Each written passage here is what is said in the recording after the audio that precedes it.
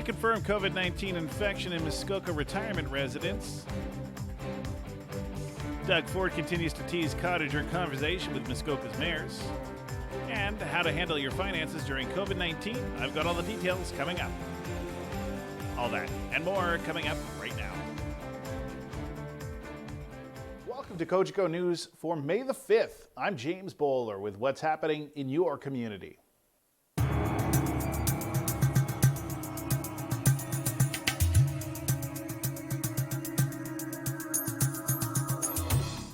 A new COVID-19 infection is being reported in Muskoka, and this time it's in a very dense population. Muskoka Traditions Chartwell Retirement Residence is the newest location of the latest infection of COVID-19 reported in Muskoka. The Simcoe Muskoka District Health Unit and Chartwell both confirmed the infection today of a woman in her 90s at the Huntsville residence. According to a Chartwell representative, they are currently following all infection control protocols, including enhanced monitoring of residents with temperature and symptom checks, screening of staff, isolation strategies, and the use of PPE. The cause of the infection has not been confirmed, and Your TV will be following up with this during tomorrow's media conference with the Simcoe Muskoka District Health Unit. Now, yesterday, Premier Doug Ford hinted at a conversation he'd be having with Muskoka's mayors regarding the return of cottagers. Today, when asked about that situation, the Premier responded with this. I want to make sure we're clear. This is all based on seeing the numbers continue to go down in the public domain. So we'll talk to the mayors tomorrow, have that wholesome conversation. But again, it's going to be hard to hold back people going back to their cottages. I've said before, I'm getting calls about why should I pay my taxes if I'm not allowed to go up to my cottage. I understand it, but I just want to make sure that when that time comes, if it does come, and hopefully it will, that people bring up their own supplies and they don't go into town. Even though when I spoke to one of the mayors, he said, you know, it's not an issue right now in the hospital. It's not an issue with food in the stores. So I think we go up there and not we, but the people that have cottages go up there and bring their own food until we move along further in June and July. On the other note, that the people that have businesses up there rely on cottagers to keep their businesses going. And joining me now from her home office is Mayor KARIN TERZIANO. KARIN, thanks very much for taking the time. Hi, James. So, KARIN, as we know, you'll have an opportunity to speak to Premier Doug Ford this week regarding, I assume the conversation is going to be about cottagers. That seems to be the way that he was going, the direction he was going in during his briefing on Monday. So the reason I'm reaching out to you, KARIN, is kind of want to hear what you might bring to the table in this conversation. Well, I'm actually quite interested to see what the Premier has to say. It's starting to sound a little bit from the news like he might be changing his mind a little bit on cottagers heading up here, at least starting the May long weekend. So far, I think we've been doing pretty well following the Medical Officer of Health's advice, and that is to not travel during this time. That said, we certainly understand why many cottagers want to come up. They want to check on their places.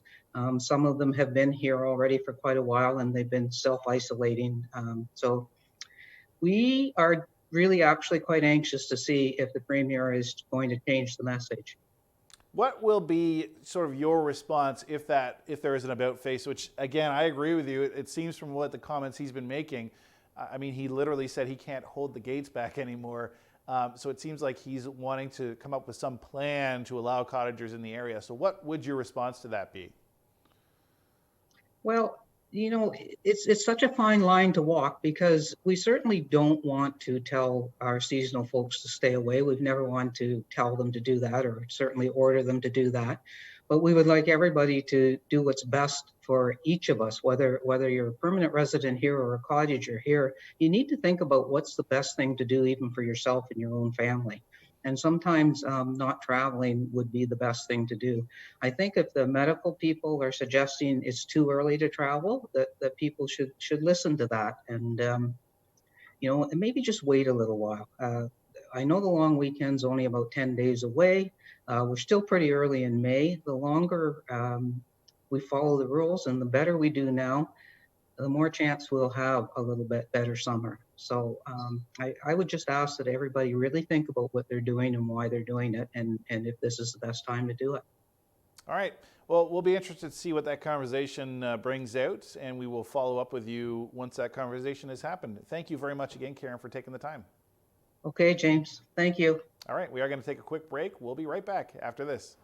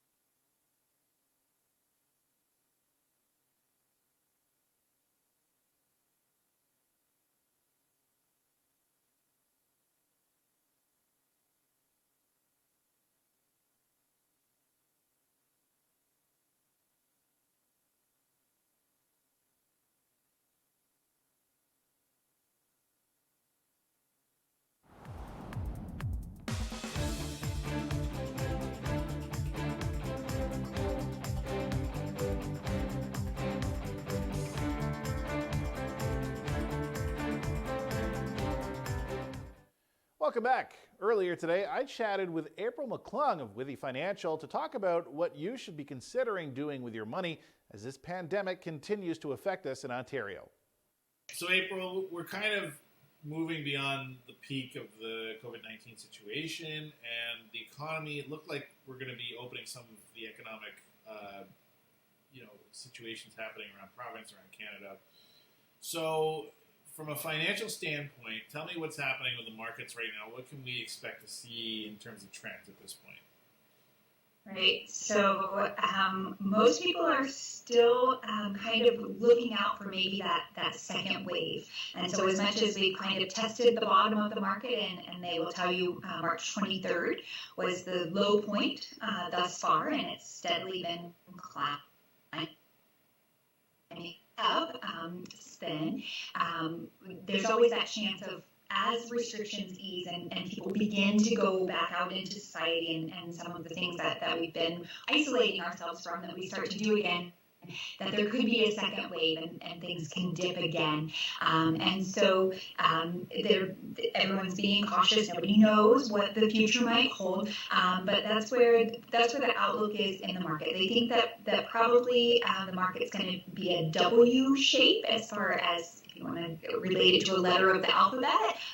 It might not be. It might be a V. We might have hit the bottom and it might just continually go up from here. But more likely, they're kind of knowing that there will probably be a second wave, even if it's not as deep as the first one. Maybe it's deeper. You just never know. But they, as you said, like even though we're kind of coming out of some things, especially in the markets, that might mean that we have another little dip as well. So what's your suggestion for people that are, that have money put aside in stocks and bonds, things right now? I know earlier when we talked, you were saying, don't freak out, try to keep as much as possible where it is right now. I'm assuming that's probably the same message you want to put across here. It's interesting, like the message doesn't change much when you talk about financial literacy and the best things to do. I would say it's pretty much a given that the headlines will increase much slower than what the markets do. So by the time that investors are feeling better about things, you kind of missed the boat. Right? Even now, as I'm talking to investors, they're really paranoid about what their investments are doing and thinking they're not even going to look, it's going to be so low. And in reality, that's not the case at all. They might be down 3%, but they're certainly not down to the 20% that they thought they were. And so a lot of times our emotions and how we're feeling about things is not a good way to base our financial decisions. So certainly, as I said before, always the best thing is simply to ride the wave, to put yourself in the best thing to begin with, and then stick with it. You cannot time the market. And again, the headlines are going to recover much slower than what the markets do. So by the time you feel like you want to invest again, the benefits are past.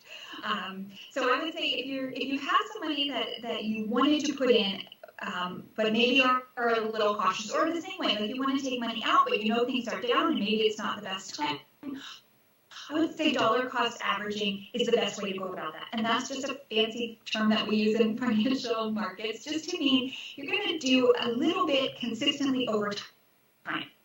So you're going to put in a little bit each month. So generally, if you're contributing to your RSP or to your tax-free savings account, by putting a little bit in each month or taking a little out every month, by spreading that out, you're going to get the best days of the market as it's high. You're going to get the least days of the market when it's low. But overall, you're going to have a lot better average than if you just go, hey, today I feel like a good day, let's plunk it all in. So dollar cost averaging is a good strategy simply to spread out your risk and kind of mitigate that chance of hitting a low in the market. So here's a question for you that I've been wondering about for a bit. And I've heard a bit of batting back and forth with this idea. A lot of people that are applying for the CERB credit are going to have to pay back taxes, right? So is this a good time to take some of that money and invest it so that you're at least getting something out of that before you pay it back to the government? I would say that strategy is called leveraging, where basically you use borrowed money to invest to try to increase your return. What you do is double your risk because it's borrowed money. So already you have to pay that money back. So if you invested in and you choose a bad time and you lose money, now you've lost money in the market and you still owe the government as well. So that would only be a good strategy if you are very, very risky, and generally we say if you have other investments as well. So certainly this isn't a strategy for, this is all the money that I have. If you've applied for extra help from the government, you probably don't have a lot of money in savings or a lot of extra sitting around. So I would say that is not a probable way that you should go about investing in your things. That's a leveraging strategy. Some people do use that, but again, it's for those that are fine with risk and generally have some extra money set aside where they're not counting on whatever they're leveraging. It's just kind of a bonus that they can play with. So give me a sort of base suggestion, and I know people are all coming from different situations here, but overall, if somebody is thinking, this is probably a good time for me to start saving money, what's the best start approach to do that? Yeah, and I would say, yes, it is the best time to start. Any day is the best time to start. Starting is the best thing to do.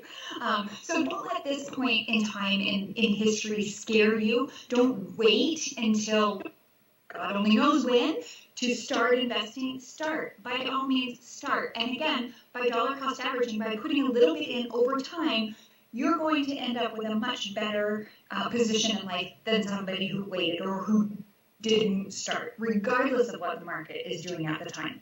Now, with that said, I would say the best thing to do is to meet with a financial advisor. It's free for the most part. Most people offer their services for free because, as myself, we're getting paid through other companies for the advice and for the help that we're giving. So the person themselves is not paying out of pocket. So it makes it really easy to talk to somebody, to discuss your risk, maybe do a questionnaire to say, hey, where would be a good fit for me, and what should I be investing in, and what should I not be investing in? And again, to create that good diversified portfolio to begin with, so that you can let it ride in times like this, and you don't have all your eggs in one basket, and you aren't super high risk and leveraging everything that you have if that's not your position in life right now.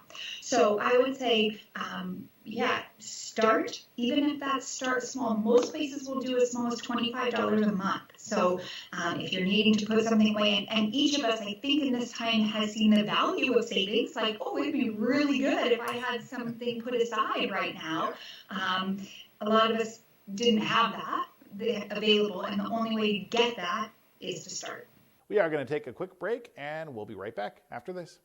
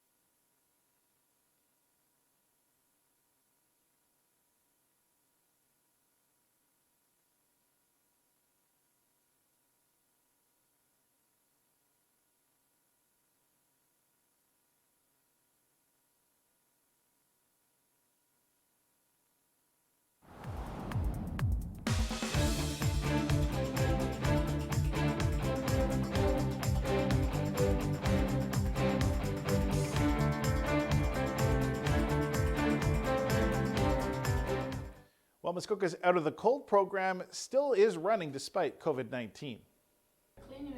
So Bracebridge Out of the Cold is a community-based organization. It's a partnership of Bracebridge United Church, the Salvation Army, Knox Presbyterian Church, the Lions Club, and Rotary of Muskoka Lakes. And we make meals for about 50 to 70 people a week. And since COVID-19 and everything's closed down, we haven't been able to do that. And there have been a real need. We know there are several people actually living now in motels with no way of even making a meal. And so Out of the Cold volunteers, and we are all volunteers, felt it was important to provide meals for people in need at this time. And so we're going to make some takeout meals every Tuesday to go out to people that need it. Well, the Salvation Army, we're just pleased to provide our kitchen in order for the meals to be prepared every week. We're also a location where people can come and pick up their meal that they've ordered. So Tuesdays at 5 o'clock. And also give us a call if you want to place an order for your meal. We're asking you call by noon on Mondays so that we're well prepared for the numbers. And you can call us at 705-645-2602. They will consist of a main course, vegetables, some type of potato or rice. Nutrition is very important to us. Dessert will be produce. We will also include additional produce that people can have for the next day or the next couple of days. And where we have people that are disabled or elderly or can't get out, we will also have some home deliveries. But we'd like most people to come and pick it up, either here at the Salvation Army or at the Presbyterian Church. It is a challenge for some people to prepare meals in the living arrangement that they have. And so, yes, getting a food hamper is good, and to visit a food bank is a good thing, but there are some times when you just need someone to give you a meal that's already been prepared, and maybe you have to heat it up a little bit, but otherwise it's nutritious, and you're getting that extra meal that can really be of good use for people these days. We're back to the break. Stay with us for more after this.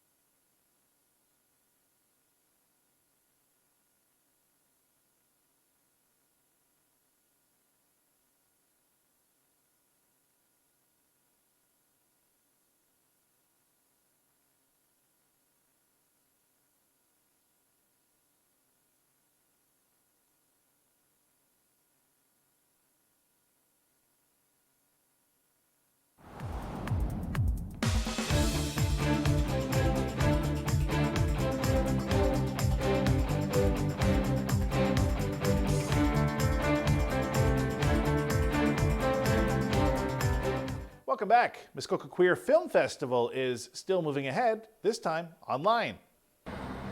So back in March, Muskoka Pride had been working for 3 months to prepare for the first Muskoka Queer Film Festival. We had funding through FedNor, through the Canadian Experiences Fund, and we had 27 films, both Canadian and international, had been submitted to our film festival, and our selection committee had brought it down to 13 films, and we were 8 days away from hosting the film festival March 21st when COVID happened, and we had to quickly postpone the event, and we optimistically hoped we'd be able to do it in a month's time. And as things continued, we realized we might have to look at the fall or even spring 2021. So the Muskoka Queer Film Festival Committee seriously looked into the reality of doing it as a virtual event, and we realized it could be done. So May 15, 16, and 17, we're hosting the first annual Muskoka Queer Film Festival. And by doing this virtually, it actually gives us a few new opportunities. Those people who don't live near Muskoka can now attend. Before, they would have to purchase a ticket to attend in person at the theater. We also are doing it free. So instead of through some funding through the Parry Sound Muskoka Community Network and Sanctuary Studios, we're able to present this as a free event. And one thing that was never really a possibility in the original format, we now have the ability to have panel discussions with the directors and filmmakers and crew. So we're planning a panel discussion each night of some of the filmmakers of the film screened that night. So the way it's going to happen, people can find information at mqff.ca or the Muskoka Pride Facebook page. What people will do is they'll sign up on our MQFF event, a Facebook event, and from there they'll get a link to a private Facebook group, and we're going to be streaming the films live on Facebook each of those 3 nights. So it's going to be 3 separate nights, different films each night. So we have 13 films, 6 from Canada and 7 from international countries, and it's really about sharing the lived experiences of people who identify as LGBTQ from around the world. Now, doing it in May actually presents a new opportunity, because May 17th is the International Day Against Homophobia, Transphobia, and Biphobia. And these are films that you have not seen before. They are ones that have been filmed in the last year and a half. They've been submitted to other international film festivals, and we're going virtual. We are taking our last break, but when we come back, a recap of all that's happened today.